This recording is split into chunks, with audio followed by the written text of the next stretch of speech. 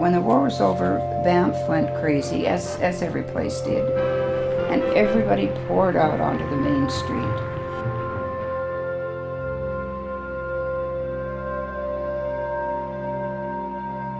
And cars were bumper to bumper. People were shouting and hollering, and it was just like one great big stampede or something. Here we were sitting on the top of this truck that drove as far as it could, and then the number of people just blocked it. So we hopped off, and somehow or other a conga line formed, and I ended up at the front of it. Now, this is quite a lesson in physics, I guess. If you're at the front of a lineup and the people behind you just keep pushing, you move ahead whether you want to or not. And I found myself going through cars that were stopped on Banff Avenue. We would open the back doors and go right through the back seat and out the other side. And I tried to stop. I tried to back up. I tried to change direction. But there were 100 kids behind pushing me straight ahead. So I just kept going through the back of the cars.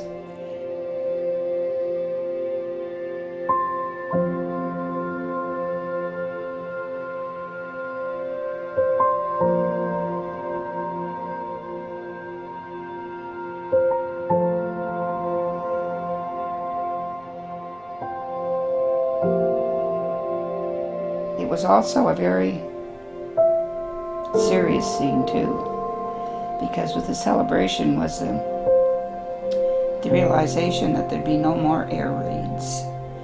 We didn't have air raids in Canada, but we did have blackouts. But then no more air raids, no more blitzing in London, no more dads having to go away in the Army or the Air Force.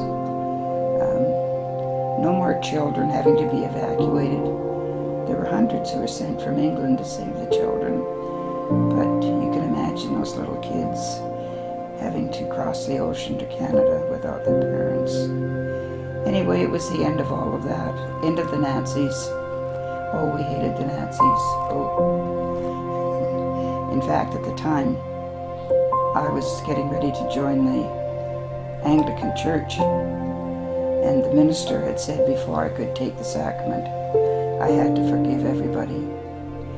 And I was going to church early one morning, walking along the street saying, "You can't take sacrament if you don't forgive Hitler."